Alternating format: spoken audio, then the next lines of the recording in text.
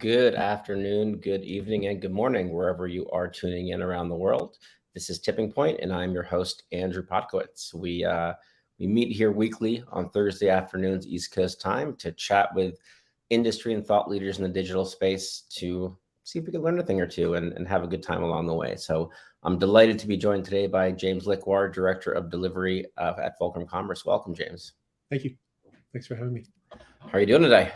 I'm good. Yes, it's below 90 in Austin, Texas. So people dance in the streets. And it rained yesterday. Actually, that's probably the more reason for dancing. Is this you guys have you call it the 100 days of 100 degrees, or what's the local? Yeah, I try not to. I haven't memorized it. We have the opposite of therapy, but the amnesia is setting in, where we should plot it, but it could be days or weeks before everyone has forgotten and they think, look, it's so lovely to be in Austin in the fall. So that's where we're headed. This is I was just in Chicago, and every time I'm in Chicago, whether I'm coming from O'Hare or going to O'Hare, essentially I'll take a car, like I'll take an Uber, I'll take a taxi, and every time I get caught in ridiculous traffic. But then the next time I'm there, I still say to myself, no, but this time it's going to be different. And I did it again yesterday. I was talking with a colleague, and we're saying, well, we should take the blue line. We learned it's the blue line that goes to the airport. And then last minute we said, we'll take a car. And lo and behold, we were stuck in traffic for an hour and a half. So maybe next summer it won't be hot in Austin.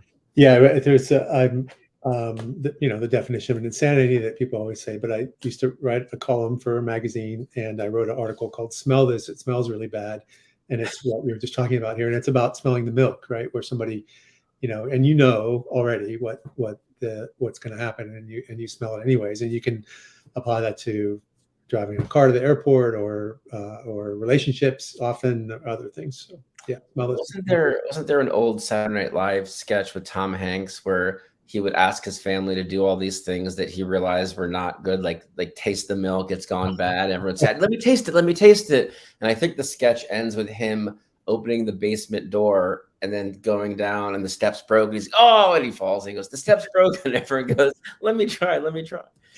I don't remember that, but I am aligned with Tom Hanks. So there's a lot of things I want to dive into today. You have a long, rich history in this space. Can you give us a little bit of background of, how long you've been in the digital e-commerce tech space, and sort of what brought you to this part of the industry? Sure. Or this industry in particular, I guess. Yeah. Kind of a traditional or early tech traditional route. I went to school for computer science. Ended up with a computer information systems degree, not computer science, but I think a more traditional route than a lot of people experience now, which is good for them. And I was purely a developer for a decade, over a decade, much longer than that, working mostly in the airline and travel automation industry on a IBM tech stack, a legacy IBM tech stack. Actually, my first week at Fulcrum, when I was in the old New Jersey City office, there was a team working on that tech stack. I was placed, in the middle of them, and I had to, cover my ears and act like I didn't know anything. And obviously, they're current on technology. I wouldn't have been able to contribute, but it was popular in the airline travel industry. I worked for an airline on the back office accounting system for several years. Was able to move into consulting services. Would likely be called an agency now, with some alumni from that, and we had success in that industry. Providing solutions for tour and cruise operators. And I was thinking about this the other day. We had an early travel itinerary access tool that was prefixed with the letter E. It was EI10. So that dates it as much as anything prefixed with I at this point. It's funny you mentioned that piece of it, and I recall, and I think this clip gets played relatively frequently, but I think it was Katie Couric and Bryant Gumbel on the Today Show, and now I'm dating myself, where it was the first time they referenced email, this new thing called electronic mail, email, and it's funny to think back on that. And Whew, how long ago it is, I suppose. Yeah, yeah, interesting times. We had lots of what we would call enterprise customers now. Amex and American Express Travel, Disney Cruise Lines, Carnival Cruise Lines, and the last thing I'll do to date myself is I'm a Y2K alumni, which Oh gosh. we'll all get together for a reunion there. But I was sitting at cheap tickets business on the 31st of December. I'm waiting for the world to end, and Right. here we are today. Yeah, that was I, how much of that was, I mean, I was not in this space then. Yeah, Um, I was in the retail space, and we were terrified, of course. How much of that was, do you think, was hype, and how much of that was real, that all these systems had not been built to account for more than the last two digits? So when it reset, everything would crash. Were you guys worried internally on the tech space, or? yeah, yeah. Certainly. I mean, it's funny. It's your term of hype to think about it because of even the marketing around it. Then the media around it. Then there was no real web then, or most people weren't using it. So this was all from the mainstream media that people were learning about this. But it was real, and um, we were building databases, and those databases only had 2-character year fields, so it was a real problem.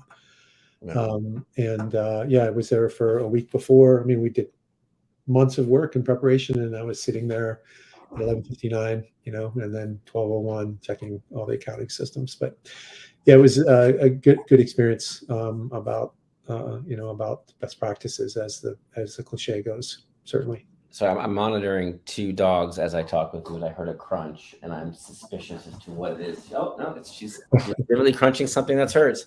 And I guess that was sort of the original failure to Yeah, future proof your tech stack, right? yeah, that's correct. All right, Yes. so you ended up. I didn't realize that you had worked in the airline and travel industry. Yeah. Did they way back then? Did they? I know now a lot of most airline employees are afforded the luxury of being able to travel Yeah. standby. Back then, did they also do that? Yeah. Yeah. Non-rev. I was a non-rev passenger. I got Oh, however many tickets, but I was also much younger then and post college. So did I go to uh, Amsterdam or Rome or no, I flew to Ohio mostly. oh, My wow. tickets to see my friends and New York and some other places. But yeah, I would use my non-rev tickets differently now. Certainly, And you're originally from Ohio. that's correct. Yeah. All right, so we're travel industry. Yeah. Yeah, we travel industry, and actually that the business that I talked about with that itinerary tool, the tools and business were acquired by a company called Datalex, which is a travel automation company based in Ireland, big player in the field. So good for me. I was a small partner equity in that business, and it seemed like a great time to torpedo my career by going motorcycle racing. After working with all those customers, everything was a perfect I opportunity. think it's a natural progression. That's You go to school absolutely for IT, for computer science, you work in the field for a few years, and then you go engage in a very dangerous, life-threatening yeah. Yeah, sport. not an original thought. I acknowledge. I mean, it's everyone that's had success in IT or in digital space has gone that route. But yeah, it's motorcycle racing, really interesting. Lots of comparisons to other things that have taken over people's lives, like being in a band. It's just one more tour. We're getting the band back together. We would always say, and I know there are other hobbies that people get completely obsessed by, and motorcycle racing is certainly one of those things. Well, thankfully, you're not the Doobie Brothers of motorcycle racing, because I believe they're now on their 50th anniversary tour, Yeah. still doing one more year. And what kind of motorcycle racing was it? Road racing, so on road race tracks, which are most people associate racing with NASCAR, where you race on an oval, and they do that type of racing in Japan, but they don't do that type of racing anywhere else. Here, we're on tracks that have right and left hand turns. And I was a decent club racer, but I liked riding different racetracks. The challenge of learning a new track and riding at these tracks. I like traveling, so I didn't go travel around what people call the circuit. People outside of that, it's just I did it because I had the means to do it, and I liked experiencing different tracks and the challenge of different tracks. I'm curious. Did I imagine within that type of sport that reflexes and instantaneous decision making is a pretty important skill to have. Is that a skill you had going into it, or is it a skill that you developed while motorcycle racing, or did you never develop, or did you never develop it? Yeah, I think some of my friends would challenge it if I ever developed it. Um, yeah, I think for me, it was I'm certainly not naturally talented. It required lots of laps to get comfortable, and sometimes by the end of the race weekend, because because I started later, I ran out of laps, which meant I just didn't have time to get comfortable with it. People start much younger, and I was just trying to have realistic goals. I always stress that, and I mentioned writing an article. I also talked about secret personal goals, and that would be there were certainly plenty of people that were not 20 years old in racing. So you could start there and say, I'm going to beat everybody else. I'm going to beat everyone that's my age. Well, that's not working. I'm going to beat everybody that's my age who drove their own motorcycle to the track. That's not working. I'm going to beat everybody my age, and the stack would become, the hierarchy would become pretty long, down to I build my own engines, or I have a full-time job, Right. Yeah. Lots of ways to make yourself feel better about your eighth place, 11th place finish. I'll beat my own time. Okay, I won't beat it. That's exactly it. 10 seconds of my last time. Yeah, and I later moved into working in motorsports. I was a crew chief and a team manager, and the last job, the last few years, it was a data engineer, and that's just it. It's a good example is when you're club racing, everybody segments themselves. They segment their data by some lap time, and your goal would be like you're under the 1 minute 50-second lap time, and it would be a big deal. And Andrew, you would say like you'd say, somebody would say, how fast are you at New Jersey Motorsports Park? And you'd say, oh, I do 150s there. But did you do 150 there? Do you do 53s there? And that's all part of this is we need to get you out of the 53s. How do we get you out of the 53s? We get you into the 52s. So analyzing data at the racetrack is the same as analyzing data on an e-commerce site, where you try to establish patterns, you try to make it repeatable. Why did you have a good month? How can you attribute that good month? It's the same for myself, anyways. It's the same principle working at the racetrack. And I appreciate you segueing us. I was trying to find a joke from motorcycle racing to leading a team, for support and delivery of e-commerce websites. But yeah, so you I don't know, you got it out of, no, you didn't get it out of your system, as they say, because you still go and you race motorcycles. So you made a decision that why did you leave motorcycle racing, I guess? Yeah. Well, I was still working. I was doing a little bit of consulting on the IBM technology platform, mid-range. And I had a friend who I knew actually socially in San Francisco. I was living in San Francisco, and I knew him through the motorcycle industry, even though we were friends outside of that. And he said, hey, he owned a large dealership in the Bay Area, right in downtown San Francisco, and said, what do you know about e-commerce? And I said, don't know anything about e-commerce. I mean, I know about e-commerce, but I've never worked on it. So he identified kind of a niche market for a manufacturer that wasn't being served, and we started working on that around 2006, 2007. lots of the free open source, technology stacks. I worked on them all, Zencart and OS Commerce. And we ended up, that business ended up on Yahoo Stores originally, which it's always good to meet Yahoo Stores alumni. We definitely share some common things. But I moved that, migrated that. Probably the first time I've ever used that word migrate was back then, migrated to Magento in 2009. So I've been working on Magento since 2009, Magento 1 originally, and the wild west of Magento. Again, all those alumni will come together. But and I still have I reference it sometimes at Fulcrum. I still have my very end email that I sent asking about Magento Commerce license, which I think was $7,500 at that time in 2009. It was way too rich for our business. Have you ever seen a movie called Mountains of the Moon? No. Okay, I'll skip the story. But there's a scene where they're comparing battle scars, right? Look at it. This was a lion and this was an alligator. They're in Africa, I think, searching for the origin of Victoria Falls or something, whatever it was. I'm sure I'm misremembering what it was, but yeah, there's certainly an element of when you see folks in this space come together at the watering hole, as it were. Yeah. These are the battle wounds that people have are sort of the early days of not just, I guess in particular, custom development and this movement that we saw toward commoditized, Yes. off the shelf products. Can you talk a little bit about what that looked like and how that market changed from when you joined to sort of what you got into?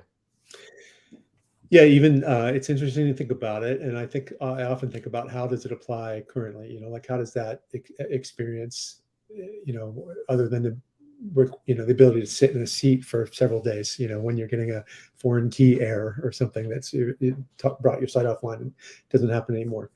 Even from the hosting side, there were what we think about currently with the cloud-based managed hosts.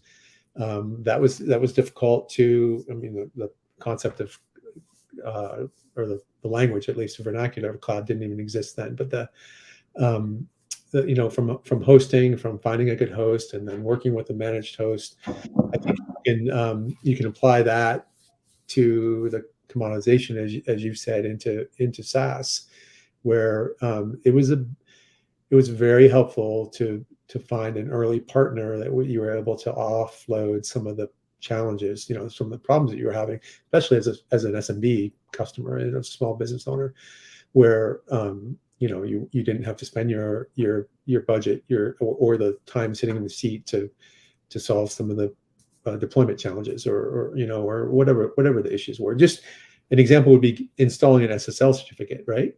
The concept of having somebody, and that came with it. They assumed that responsibility. That's that didn't exist before. So it's been very valuable, and I things would be different now, certainly, if I was starting a small business on the platform side. But it was also a lot easier then. You could it's like the early days of, it happened to you and your friends, I'm sure. You get a cell phone and a cell phone app, and you go to dinner, and you're like, how do we get in on this? And you'd say a parking app or something, and somebody would look and say there are 480 of those already, in Boston or wherever you were living. Yeah. It was a lot easier to identify a market and get something up and running quickly to kind of establish yourself then as it is now. I empathize with businesses now that are undergoing those challenges of whether it's on the B2B side, as we talk about often, or B2C side. It's a commitment. It requires a partner that you can work with. I imagine, it's one thing how I shouldn't make an assumption, but how many folks in this space started. We didn't live in a distributed remote world like we do now. This was going to an office. This was a team of, whether it was project managers and developers and solution architects and business analysts, and poking your head over the cubicle saying, hey, I'm getting this error here. Can you help me out? How has that, in particular, over the past few years with COVID, how has that changed the dynamic of of the team structure within, web development, and certainly when, working with commoditized platforms like Adobe Commerce or BigCommerce or Shopify or Oracle Commerce or any one of these commerce tools, whatever it may be. Yeah. Well, I'll just talk about our current organization. I think we benefit from being a global organization, so that's certainly helped. I was hired originally at Fulcrum Commerce, Red Stage Fulcrum Commerce, because they split the organization into, and this might not be an original thought, but they split the organization into, they took projects and they have a project team, and they took support and had a support team, to try to focus projects on project delivery and support on production issues. And I benefited, and I still benefit today, from the global model. And I don't think it's specific to our organization. I think everybody benefits from that. And COVID has has definitely highlighted that, where it's allowed people have understood that your team is able to work remotely efficiently. I will say, and I'll say it, I know this is being recorded, but that I also benefit from working remotely. And I am happy that my team on the digital commerce side and our organizations is definitely focusing more on visiting, each other, on being in person. We're working on some larger projects that are going to require some solution definition, and I hope to be in a room with everybody for as long as it takes to refine that, because the value of that 2 decades ago, I think is the same now. It's hard to replicate some of those things remotely. Yeah, no, certainly. I think, harkening back to my days of commuting, there are days where if the commute doesn't kill you, the job will, as it were. And being remote, there is something nice and refreshing about being able to sort of be in that zone and work. But I do miss that sort of, that kind of corporate culture and camaraderie that you were able to build. It's just more challenging to do that, which means a lot more effort has to be made versus you happen to be next to the person in the room, and therefore through osmosis that relationship grows. It certainly takes an investment of time and effort to do that, and I do like to see that movement back toward as much in person as possible. I sometimes wonder, and I'm curious your thoughts. So I'm sure you see it a lot more. Do you think that there are, when you're separating sort of quote project-based work, which I imagine is larger scale from inception through build through to launch, and these sort of larger scale versus ongoing, what we would call strategic support, or month to month, these, the site may already be live and now it's sort of post-launch optimization and augmentation and all the things that you do to make the site better, faster, stronger. Are there folks whose mentality and style of working behooves itself to one or the other? Yeah, it's a good question. I should say. I think it's an ongoing. I think it's something that is evolving, I guess. Yes, certainly. I think why do people get involved in this? For different reasons. I think I always enjoyed solving a problem. I liked solving the problem on as a developer. I like solving the problem at the racetrack, whether it resulted in a few tenths. We like solving problems for customers. And if you're working on support, you get the endorphin, right? It gets kicked more often than if you're working on a project where the duration is longer. So, it's not a scientific study, but I think if we were able to track some of the team, I think that might be part of it. But there's definitely a skill set on the we have.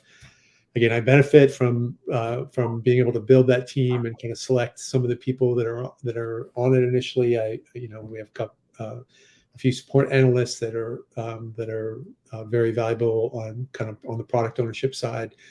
They're able to triage things on the support side before they come in, and then the development side, we've been able to kind of refine the team that we have there, that we're able to get things turned around quickly. So, but that being said, we have to think about career development and everything else, and so always thinking about and there will be pain, but when someone has to leave our support team when they're such an anchor there. So we've been talking about this. We talk about it a lot. We're talking about this week with some new opportunities that we have in front of us. But we know, we've been doing this for several years now, many years now. So I think we will be able to do adequate knowledge transfer and get the right people in place there. While I I know that the term sprint is one we often use in terms of development, but I'm a big analogy person. Is it fair to say that on the support side of thing, folks are sprinters versus project work, they're marathoners? Oversimplifying it, certainly. Yeah. Okay. No, I think that's removing eliminating the agile methodology from it. Yes, like the sprinters related to athletics and marathoners. I think that's a good way to do it. And I don't know how to. Obviously, we need to get in agile, we're showing progress more often than waiting until it's not a waterfall methodology. So people are seeing the progress of the work that they're doing, and we're showing that progress to the customer throughout the project. So it's not the endorphin coming in at the end is more just about having something live versus the iterative. I delivered this ticket or point, and I'm on to the next one. Yeah, thanks for that. That makes sense. I want to get into a little bit about challenges of projects or engagements around sales, transition, support. Before I do so, just want to do a quick reset. We are here on Tipping Point with James Lickwar, Director of Delivery at Fulcrum Commerce. I neglected to say at the top of the hour that we are live out across Facebook, LinkedIn, and YouTube. If any of you folks out there in the audience have any questions or comments, please feel free to drop them in the chat on whatever social media platform you are on, and we will get to them in due time. So apologies for that. One of the biggest challenges in this space across whether it's tech, services, or otherwise, there's a sales process where you can talk about everything under the sun. I've had this conversation with other folks in different areas, but you talk about this, right? The process could be 2 months, it could be 2 years. These sales processes, especially for enterprise folks, they're slow moving. And then at some point, you need to get it documented on some kind of, on paper, as it were, and then agree to what a project is or what the scope of work is. And then it needs to be transitioned to the folks who are the more technical folks than generally the sales team are, to execute and deliver that. How do you tackle that when there are always so many things that are discussed up front that in the end may not actually make it into that project SOW? Yeah. Also, I think. Can I raise my hand and say that we have it nailed? No. It's always a work in progress. Yeah. And we have a well-structured methodology. We have hundreds of thousands of pages in Confluence that talk about the methodology to eliminate some variance from it. But there are, as much as you say, there are no original thoughts. Each project is slightly different. So I think one of the things that I didn't experience previous to coming to Fulcrum that I value, even though it takes time and can slow and may slow the transitions from one part of the project phase to the next, is the managed gate review, which we call MGR. Adam Morris is he's probably pinging me now on Teams, asking me when the MGR is going to be for a specific project that we have, or he's saying, I heard that something transitioned from one to another and we did not, and why wasn't I invited to MGR? So obviously I'm poking at Adam a little bit, but But he, Adam being the chief client officer at Fulcrum. yeah, that's right. Yeah. And, I'm on board with Adam with this. So that's one of the things that allows us to, when a customer signs an agreement after the extensive work from the sales side, we start to do a discovery process with our business analysis team, and they work so much with the customer on must have, should have, could have, won't have, and that results in something that is acknowledged by both sides, and hopefully refined enough that then we can go into the solution definition, where there's really, there's that, it happens all over again, where the solution has to be defined, and there are give and take, and there are difficult conversations on both sides. So there's so much time and blood and sweat that goes into the point before the actual development starts, that that's really when we own it. If we end up on the other side of that, and the expectations aren't met, I think we have to look at ourselves, because of the processes that we put in place there. So, but that doesn't mean that there aren't conversations that happen, up to that point. And it's hard to define requirements, right? And I'm a consumer. It's, am I always a happy consumer of my water or my light or my internet service? No, I have expectations also. So I think that's also part of it is having empathy throughout the process for the customer, right? We have to think about the customer. We can't just be thinking about the go last racetrack analogy. I'll talk about. No, because I was about to go back there too. So I mean, no, you're leading a horse to water here. I just saw the person I worked for it was Suzuki at a school. It was run by a person named Jason Pridmore, and there were lots of faster people than me, but Jason asked me to be an instructor, and then I ended up working with him for a decade at the schools, and we got to teach riding on a racetrack. It wasn't racing; it was just about being a better rider. And one of the things I talked about is something I read and from someone else that just said, when you're in a racetrack, people get this, their field of vision gets down, and the sense of speed is increased, and because you should lift your head up. This is a spotlight, and this is a searchlight, so it slows down your perception of speed when you lift your head up. So you're not looking at the cracks in the road or the holes or anything. You're lifting yourself up, and it slows your sense of speed. And I think that's an important concept when we're working through these projects, right? Is if you're a developer, you have to know the client and know the expectations of the client. We can't just expect successful delivery in a successful relationship, in a long-term relationship, if we're pulling tickets and delivering a task with our head down. Like, somebody has to be willing to raise their hand and say, I don't think this fits in with it, and whether or not it's something somebody signed off on, that's not the point. The point is it the right thing? So lift your head up. I always tell people, lift your head up and look around you and think about is what we're delivering good for the customer, and is how we're delivering it the way that we work, our core values.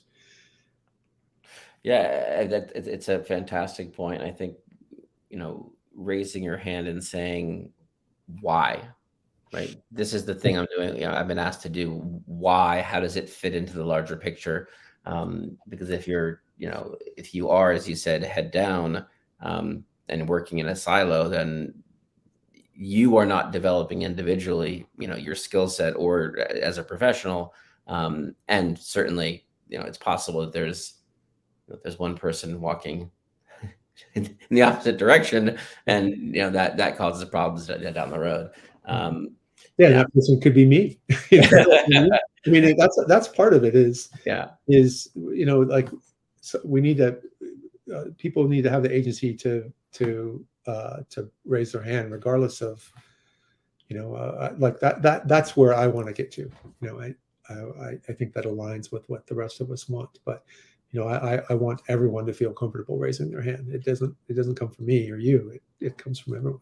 As my mother would say, it never hurts to ask. In order Now, to mind you, this is the same woman who would say, "Because I said so." But yeah, it never hurts to ask the question. Um, Talking about discovery, solution definition, there was a time in this space where merchants would look for a service provider, a partner, as it were, in building their web property, optimizing whatever it may be. More often than not, building in this case. And one of the first questions is, how much will this cost? How long will it take? Right. And there was a time in this industry, certainly when I joined back in 2014, 2015, where that was the norm, was folks going in and trying to give this estimate upfront for an entire project that was a fixed bid, with very light discovery upfront. You've got 2 weeks to put together an end-to-end proposal with a fixed bid. The industry did not do well under that model. If I recall correctly, there was a lot of challenges. And then the model seemed to move to, well, from the service provider side, well, if we just moved time and materials, that fixes the problem. Because as scope changes, you're able to adjust hours and say, this is more work, it's more hours. It did not quite solve the problem, because while from a legal perspective, the agency was protected, you had unhappy clients because all of a sudden this project cost more than they thought, and it would be challenging. Certainly over the past few years, it has moved to this sort of paid discovery segment, into solution definition, into re-estimation. And you can come up with sort of a ballparky range, but coming back to our motorsports analogy, you don't know what's under the hood until you open the hood and you dive in. So I think that is the critical part, in my opinion, and I'm curious to hear your thoughts on where we have improved collectively as an industry over the past few years. Is really, most folks, I think, worth their salt, do that upfront paid discovery section where you're able to invest a month, 2 months, 3 months, whatever it takes to really understand what the systems are, what their needs are, and what the gap is in between. So I'm curious sort of where you see that evolution. Yeah, I think it's another good question. That is the blue sky model, the holy grail model, right? But it doesn't apply. I think it's hard to. I hate to use the word, but really, it's hard to sell that. Yeah. Even the value you can if we can have a potential customer understand the value of it, it's still hard to sell it, because they're making an investment in something that may never move forward, right? I mean, obviously the investment, the risk of not doing that and then ending up with something you don't want, that is a much larger risk. Yeah. So I think it's we are certainly the happiest when we have the opportunity to do that, when the customer sees the value in that, and we're able to work in that model. But I don't know what percentage it is now. I can't even put a number on it, but it's not enough. We're still have been working more in that end-to-end, where we're working on an entire project, and the first phase is discovery. So, and I don't think, from my perspective at least, I don't have enough data on. I'd like to see more data on the success on the delivery side for those two models. But for the working model, for sure, definitely paid discovery, I think, is better for both parties. Party one, the most important party being the customer, and then for us as the agency. Yeah, no, certainly. I'm curious. I'm a very curious person, so I'm going to. I said that 15 times in this conversation. what you took on in your motorsports career, and then the teaching, training, education, um, for lay people like myself, motorcycle racing, car racing, put simply, is a person jumping in a car and driving around a track. But that's, now that I've seen actual F1 racing and I've seen some of these documentaries on what racing looks like, tremendous team. So many more people than just the pit crew and the vehicle. Um, you know, did any of that work that you did in that world, does that translate? What are the parallels here, with what you do now with the team, and what were the learnings that you had from the track, as it were, that you find most useful in your day to day now? Yeah, that's interesting. I was just at the races over the weekend. Actually, the national series, which is called Moto America, was here in Austin for their yearly stop at the track. So I was able to reconnect with some of the people that I worked with in the paddock, some of the people I actually worked with, and other people I just knew from competing against them. From our teams competing with each other. So, um, and I came to work on Monday. Speaking of the band getting it back here, there was only one kind of sideways job offer, from somebody that's like, "Where you been?" Like, we've got cold water. Like, it's completely different than it used to be, right? We got cold water. Everybody gets paid on time. Like the lunch meat's not expired. It's totally different than when you were here last time. So, and they're always like, "It sounds pretty good, but no, I can't do it." Um, When and you go, your generation has it easy in this sport. Is that sort of yeah, that's right. Yeah, you guys have better coolers now. We added an ice house, down by the river. Um, yeah, and one thing I noted when I was there is that the dynamic, talking to people, talking to some team managers and people that I worked with previously, is listening to the problems that they have with the dynamic of the team. And I certainly don't have the secret, to to that. and I think that applies to what we do also. It comes with experience. I I've been in technology for a long time, but I haven't been in this role, specifically with these responsibilities. And I think it's, if I could tell the last racing story, is when we were at the school. People come to the motorcycle school and they show up with a big truck and a big trailer and the best motorcycle that money can buy, and maybe they've already had previous training, and they show up, and some people, their expectation is that they would pay us, and in one day we would make them faster. I mean, that's what they're looking at, faster on the racetrack. And it was always a struggle. And we were talking one time in the lounge of the semi truck that we had, and one of the instructors, who was a very experienced rider, and not the most, we talk about customer empathy, like not the most sensitive to the customer, but he said, "What did they expect? Did they expect that you would just pay the money?" And we all said, "Of course." And he said, "Well, is it, if you give you an extra $50, do I tell you the secret? Like, because is there a drop down box where do you want to know the secret? Here's, pay us $50 more." And he said, "I'll tell you the secret. The secret is you put 500,000 miles on your van, and you do 50,000 laps, and you break your collarbones, and the list was long, right? And often gory, to what he was saying. But the point that he was saying is that there are no shortcuts. There are no shortcuts. And um, and I lean on you, and I lean on Adam, and I lean on Gausi, and Rajesh, and everybody in our organization, and the experience, as we're working on this, because um, I don't think there are any shortcuts to this, and it applies to the customer side also, as we're working with customers. Optimizing is, let's try to break it down into, let's do 52s first, right? Yeah. And before we do 51s. Yeah, That tied it together very nicely. Um, yeah, I don't.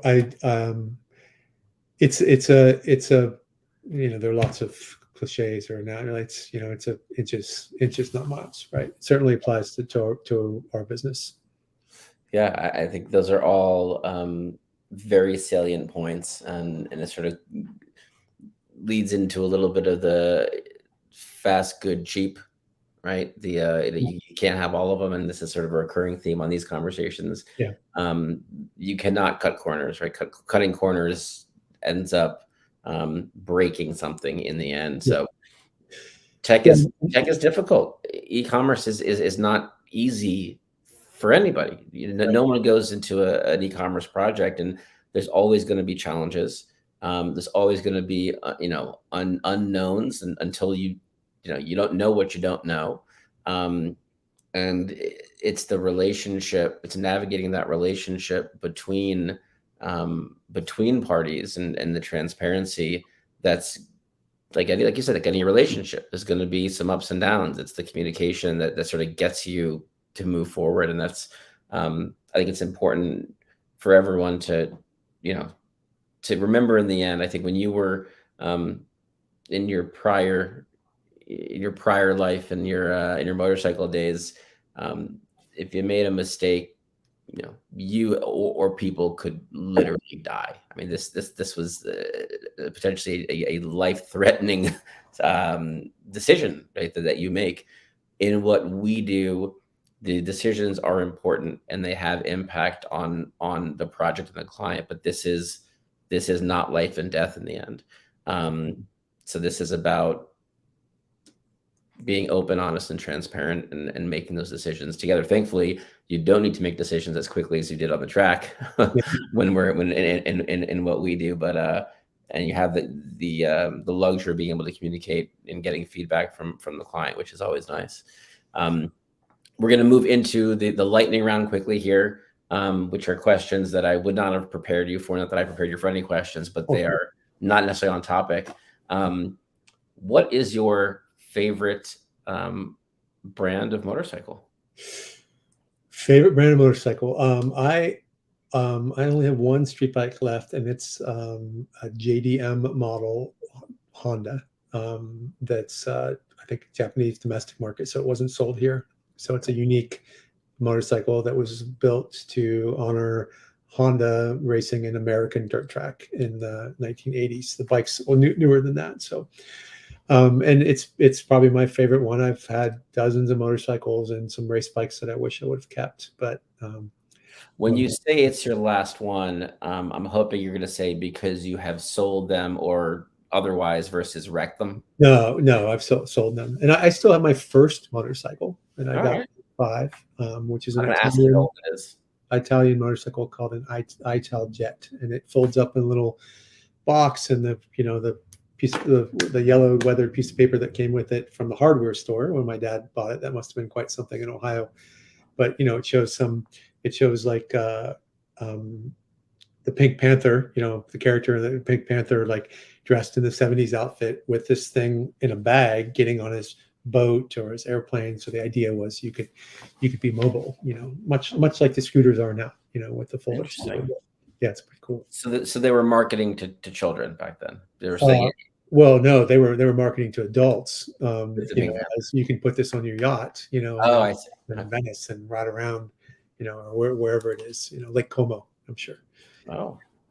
All right. Speaking of, what is your favorite place to ride your Honda motorcycle? Well, it's mostly a city bike, so I ride around the city. But my wife actually has the much cooler motorcycle, so I do ride that outside of Austin. There's good riding when you get out in hill country, outside of the city proper, or the growing city. Okay. And last in the lightning round, how many races did you compete in? I mean, in your racing career, and I Hundreds. guess in Yeah. conjunction with that, how many miles would you say that you have raced? I've never done that. I mean, people. I raced for almost 10 years, started locally, as I said, club racing, just on one racetrack, Sonoma.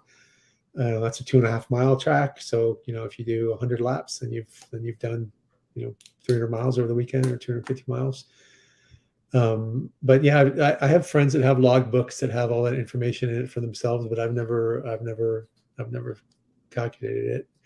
I don't want to, you relate it to spend then, and I certainly don't want to do that. Like, because the laps There's calculate a correlation there. tires and fuel, and and my life is quite a bit different now than it was then, and it would not be a good. I won't force it. Yeah. All right. Thanks so much. Really appreciate you jumping on. As always, a fascinating discussion, and you've got a fascinating background. And I know day to day, I think that support, delivery, and client success are probably the two most challenging areas to work in tech, especially on the services side. So hats off to you, and kudos for always keeping an even keel, and really partnering with both the delivery team and the clients. So thanks for joining. This has been Tipping Point with James Lickwar. We are, as always, back next week with a new guest. We, as I said, always streaming out across LinkedIn, Facebook, and YouTube. We are now also on Spotify. As these sessions wrap up, the audio will be posted up to Spotify. So yeah, thanks for the folks who helped set this up. Preeti, Aaron, as always, on the creative and the LinkedIn side and promotion side. And James, thanks so much for joining. Thank you, Andrew. And have a great rest of your day, and we'll chat soon.